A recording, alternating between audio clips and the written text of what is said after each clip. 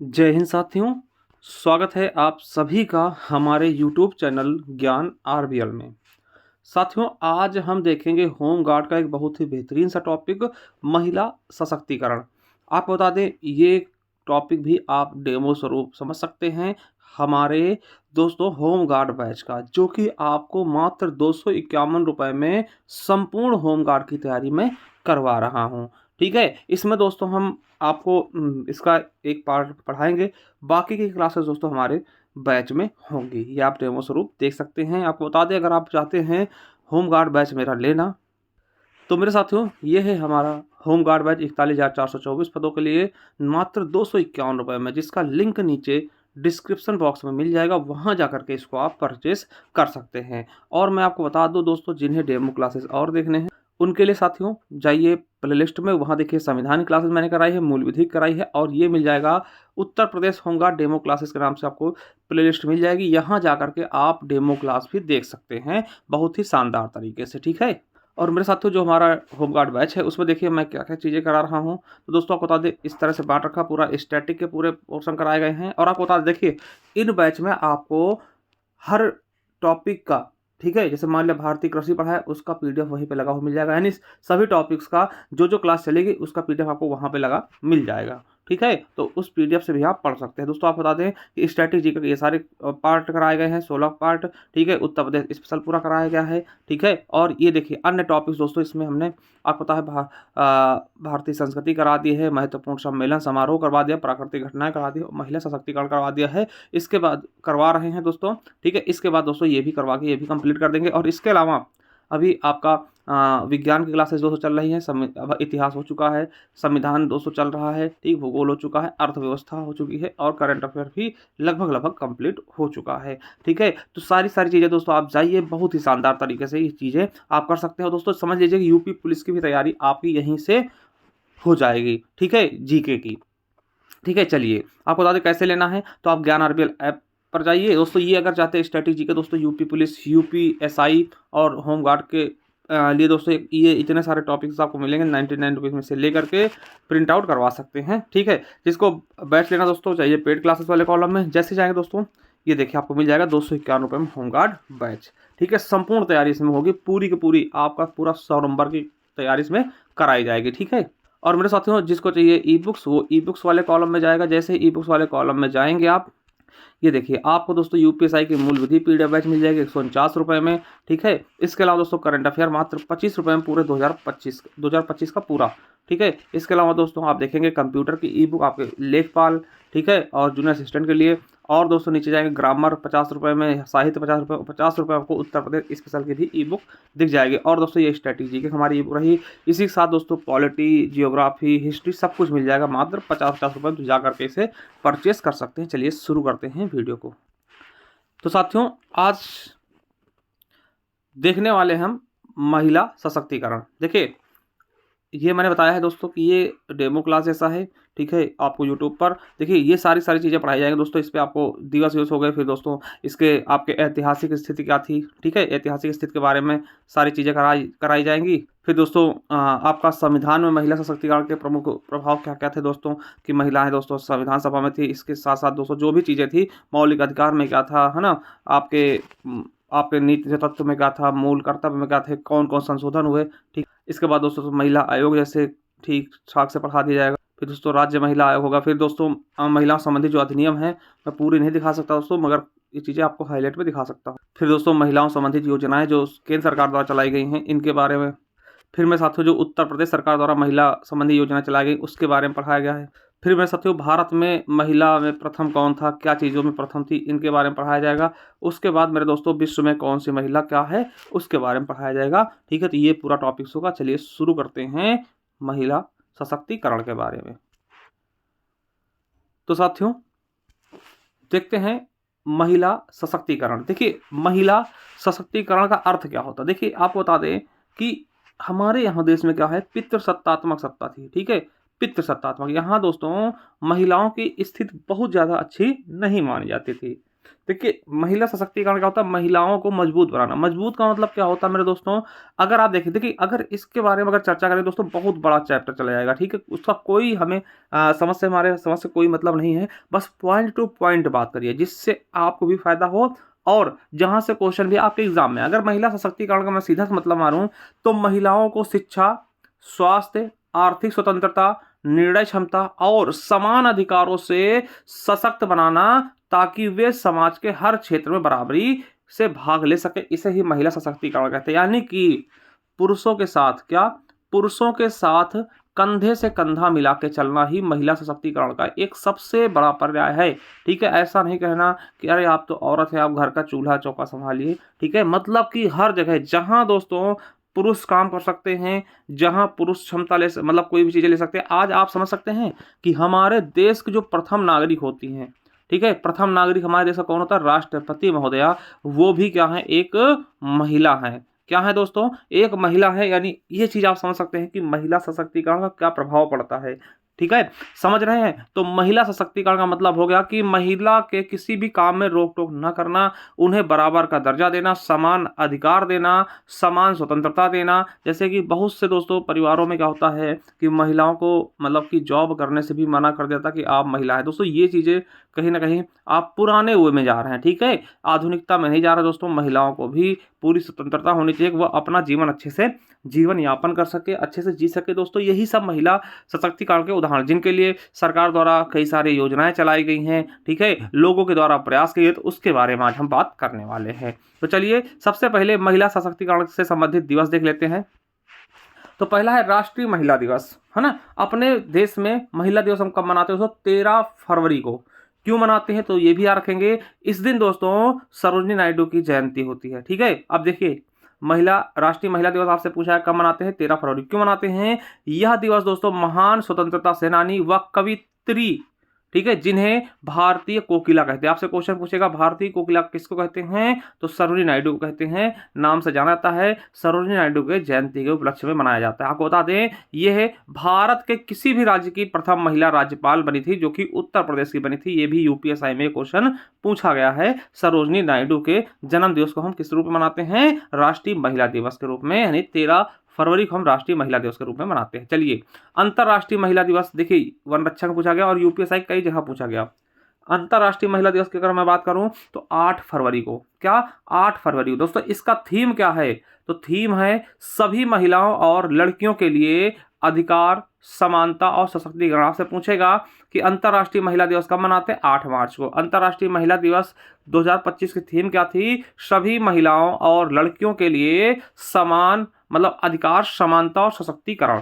ठीक है, चलिए तीसरी बात करते हैं राष्ट्रीय बालिका दिवस। दोस्तों 24 जनवरी को मनाते हैं। यूपी पुलिस रेडियो ऑपरेटर 2024 पूछा गया। देखिए राष्ट्रीय बालिका दिवस क्यों मनाते हैं? क्योंकि दोस्तों इस दिन क्या साथियों, इस दिन इंदिरा गांधी जी, श्रीमती इंदिरा गांधी जी दोस्तों पहली बार भारत की प्रधानमंत्री बनी थी। याद रखिए। और यह दिवस दोस्तों बेटी बचाओ बेटी पढ़ाओ योजना की 10वीं वर्षगांठ के साथ इस बार मनाया गया है 2025 में। ठीक है, याद रखेंगे मेरे साथियों। तो राष्ट्रीय बालिका दिवस 24 जनवरी को मनाते हैं। ठीक है, किसके उस उपलक्ष्य में? देखिए किसी का जन्मदिन नहीं है। इस दिन क्या हुआ था? इंदिरा गांधी जी पहली बार भारत की प्रधानमंत्री बनी थी कोई बेटी, इसलिए बालिका दिवस के रूप में मनाते हैं। और बालिका दिवस, राष्ट्रीय बालिका दिवस 2025 की थीम क्या है? तो याद रखिएगा उज्जवल भविष्य के लिए लड़कियों को सशक्त बनाना है। अगर आप उज्जवल भविष्य चाहते हैं तो लड़कियों को भी सशक्त बनाइए, उनको मजबूत बनाइए। ठीक है, चलिए अब बात आती है दोस्तों अंतरराष्ट्रीय बालिका दिवस। क्या? अंतरराष्ट्रीय बालिका दिवस दोस्तों 11 अक्टूबर को मनाते हैं। यूपीएसआई में पूछा गया है। इसकी थीम क्या है? मैं जो लड़की हूं मैं जो बदलाव लाती हूं संकट के अग्रिम मोर्चों पर लड़कियां। दोस्तों ये है अंतरराष्ट्रीय बालिका दिवस 2025 की थीम। वैसे दोस्तों और इनसे संबंधित महिलाओं से संबंधित कौन से दिवस हैं? तो अंतरराष्ट्रीय ग्रामीण महिला दिवस दोस्तों 5 अक्टूबर को मनाते हैं। क्या? अंतरराष्ट्रीय ग्रामीण महिला दिवस 5 अक्टूबर को। और विज्ञान में महिलाओं और लड़कियों का अंतर्राष्ट्रीय दिवस दोस्तों कब मनाते हैं? तो 11 फरवरी को। वहीं अंतर्राष्ट्रीय नर्स दिवस कब मनाते हैं? 12 मई को। आपको बता दें क्यों मनाते हैं 12 मई को अंतर्राष्ट्रीय नर्स दिवस? क्योंकि 12 मई को फ्लोरेंस नाइटिंगेल का जन्मदिन मनाता है, जिसको हम अंतर्राष्ट्रीय नर्स दिवस के रूप में भी मनाते हैं। ठीक है, ये चीजें देखिए आपको बिल्कुल अच्छे से एकदम सटीक तरीके से समझ में आनी चाहिए। चलिए दोस्तों, अब हम देखते हैं महिलाओं संबंधित ऐतिहासिक स्थिति। ठीक है, क्या देखते हैं? ऐतिहासिक स्थिति दोस्तों दिल्ली सल्तनत के हिसाब से। ठीक है, दिल्ली सल्तनत में देखते हैं एक थी रजिया सुल्तान। इनका कार्यकाल 1236 से 1240 तक चलता। दोस्तों मैं इनके बारे में क्यों बात कर रहा हूँ? क्योंकि दोस्तों उस समय भी दोस्तों महिलाओं के लिए क्या छूट थे। ठीक है, मध्यकालीन भारत में प्रथम महिला सुल्तान बनी। क्या? मध्यकालीन भारत की प्रथम महिला सुल्तान बनती है रजिया सुल्तान। दोस्तों यूपी एसएससी सीजन में पूछा गया, और ये इल्तुतमिश की बेटी थी। क्या?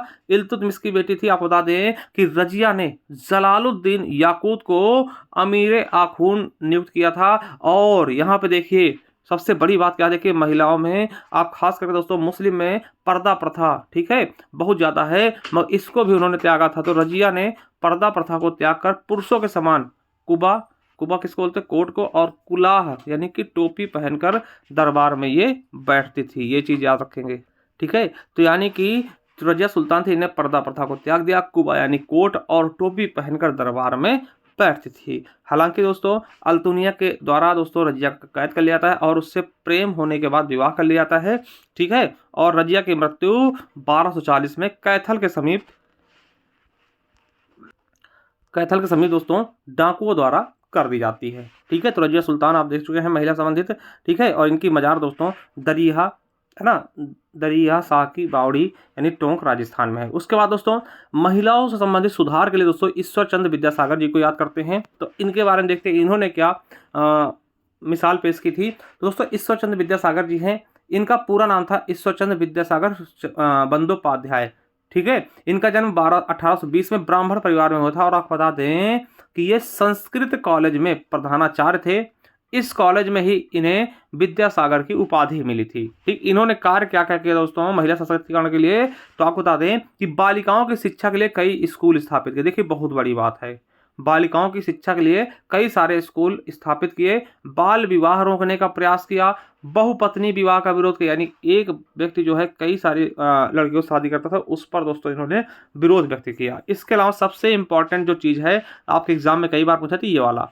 ठीक है, कि इनके प्रयास से विधवा पुनर्विवाह अधिनियम 1856, यार रखिएगा बहुत इंपॉर्टेंट, किसके प्रयास से? ईश्वर चंद्र विद्यासागर के प्रयास से विधवा पुनर्विवाह अधिनियम 1956 पारित होता है, जिससे विधवा पुनर्विवाह को कानूनी मान्यता दी जाती है। और यह स्वयं दोस्तों उदाहरण रचते हैं एक विधवा से विवाह करके। तो यानी कि विधवाओं को भी जीने का अधिकार कहीं ना कहीं इन्हीं के द्वारा दिया गया था, ईश्वर चंद्र विद्यासागर द्वारा। कौन सा अधिनियम आया था? विधवा पुनर्विवाह अधिनियम 1856, जिसमें दोस्तों इनके द्वारा भी एक विधवा से शादी करी जाती है।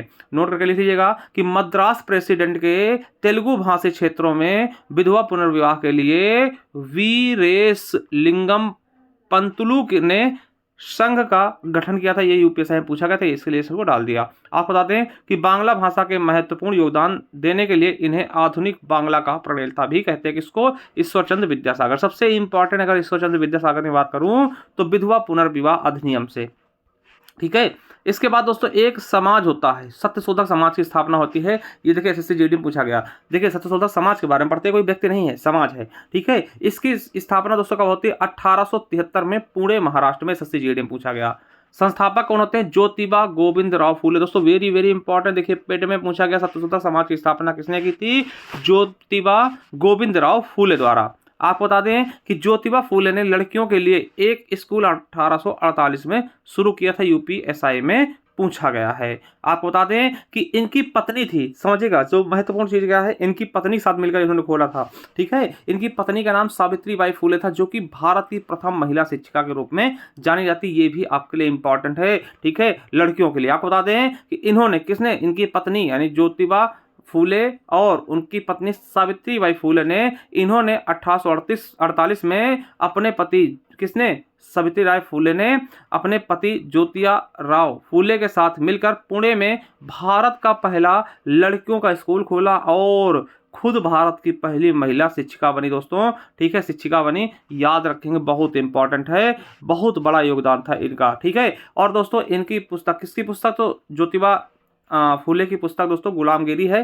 2021 में यूपीएससी में पूछा गया। इन्होंने जाति भेदभाव के खिलाफ लड़ाई लड़ा था। ठीक है, आपको बता दें कि इन्हीं पर दोस्तों ज्योतिबा फूले पर एक पुस्तक आई है, मतलब एक मूवी बनाई गई है 2025 में, फूले, ठीक है, फिल्म अनंत महादेवन व अनुराग कश्यप द्वारा बनाई गई है। आपको याद रखना कि नोट करके लिख लीजिएगा कि महात्मा ज्योतिबा फूले रुहेलखंड विश्वविद्यालय कहाँ स्थित, तो बरेली उत्तर प्रदेश। 2021 यूपीएससी में पूछा गया।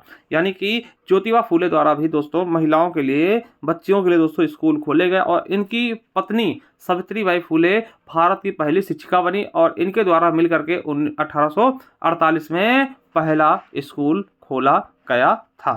ठीक है, चलिए अब दोस्तों एक सती प्रथा होता है, बहुत ही कुप्रथा थी। ठीक, इसमें होता क्या था कि जिस भी पत्नी का पति मर जाता था, यानी कि जो विधवा हो जाती थी दोस्तों, उनको भी उसी चिता में साथ में जलना होता था, सती प्रथा के साथ। ठीक है, तो ये दोस्तों प्रथा बहुत ही खतरनाक प्रथा थी। तो इसके बारे में देखते हैं, यहाँ से क्वेश्चन पूछे आते हैं। तो आप बता दें कि इसका उल्लेख सबसे पहले कहाँ मिलता है, तो दोस्तों सती प्रथा का उल्लेख गुप्त शासक भानुगुप्त के एरण अभिलेख में सती प्रथा का उल्लेख सबसे पहले मिला था। ये क्वेश्चन भी पूछ लिया जाता है। और आपको बता दें कि मोहम्मद बिन तुगलक पहला सुल्तान था जिसने सती प्रथा को रोकने का प्रयास किया था। एसएससी सीपीओ में पूछा गया था। ठीक है, एमबीटी जिसको बोलते थे, मोहम्मद बिन तुगलक एक ऐसा पहला सुल्तान था दिल्ली का जिसने दोस्तों सती प्रथा रोकने का प्रयास किया था। वैसे रोका किसने है, तो आपको बता दें कि राजा राम मोहन राय के सहयोग से विलियम बैंटिंग ने 1829 में सती प्रथा को समाप्त कर दिया था। दोस्तों ये क्वेश्चन आपके यूपीएससी, एसएससी, जीडी अन्य एग्जामों में पूछा गया कि सती प्रथा का अंत किसने किया था,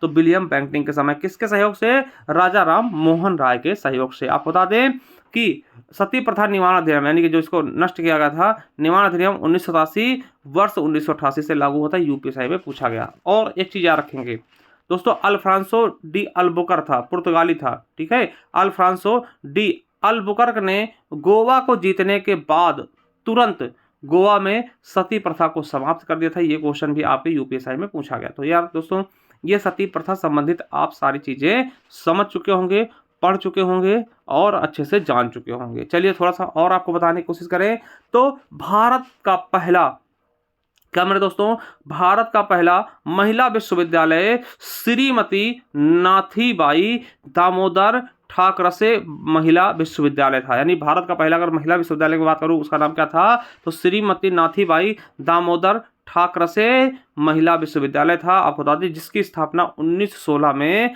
डॉक्टर धोंधो केशव कर्वे ने मुंबई में किया था। दोस्तों ये क्वेश्चन भी आपके एग्जाम में कहीं ना कहीं, कभी ना कभी पूछा ही जाएगा, पूछा जा सकता है। इसलिए इसको भी आपको अच्छे से याद करना है, बेहतरीन तरीके से पढ़ना है और चीज़ों को समझना है। ठीक है, बहुत अच्छे से सारी चीज़ें, कोई चीज़ आपकी छूटने ना पाए दोस्तों। ठीक है, तो मेरे साथियों आई होप यहाँ तक आपको समझ में आया होगा दोस्तों। इसके आगे हम अपने ऐप पर दोस्तों जो हमारा बैच है होमगार्ड बैच दोस्तों, उसमें देखने वाले हैं। ठीक है, तो आप देख सकते हैं, जिनको भी मैं दोबारा फिर से बता दूं कि मेरे साथ ये हमारा होमगार्ड का बैच है, इसे आप लेना चाहते हैं दोस्तों। ये सारे टॉपिक्स आपके करवाए जाएंगे। ठीक है, और सभी टॉपिक्स के दोस्तों पीडीएफ उसी क्लास, जैसे क्लास पढ़ाई जाती है दोस्तों, देखिए सारी क्लासेस हमारी रिकॉर्ड करके इसी तरीके से अपलोड की जाती है। ठीक है, लाइव नहीं चलती। ठीक है, और जैसे दोस्तों क्लास कोई चलती गई उसके साथ ही दोस्तों उसकी पीडीएफ लगा दी जाती है, यानी कि आपको टॉपिक वाइज पीडीएफ आपको दी जाएगी। ठीक है, कंबाइंड पीडीएफ नहीं दी जाएगी, मैं दोबारा फिर से बता दूं, कंबाइंड पीडीएफ नहीं दी जाएगी। ठीक है, आपको टॉपिक वाइज पीडीएफ आपको मिलेगी जिसे आप निकाल भी सकते हैं, पढ़ सकते हैं उससे। ठीक है, तो ये सारी चीज़ें कराई जाएंगे। और दोस्तों एक बार फिर से बता दूं कि जाइए पेड क्लासेस में, पेड क्लासेस वाले जाएंगे तो ये देखिए आपको मिल जाएगा। ठीक है, और इसको लेने से पहले एक बार डेमो क्लास आप देख चुके हैं, और भी देखना चाहें देख सकते हैं। कैसे, तो प्लेलिस्ट में जाइए दोस्तों, यहाँ पे आपको देखिए ये उत्तर प्रदेश होमगार्ड क्लासेस के नाम से आपको प्लेलिस्ट भी बना दी गई है, इस पे जाकर के देख सकते हैं। चलिए थैंक यू, धन्यवाद दोस्तों, मिलते हैं नेक्स्ट वीडियो, तब तक के लिए जय हिंद, जय भारत।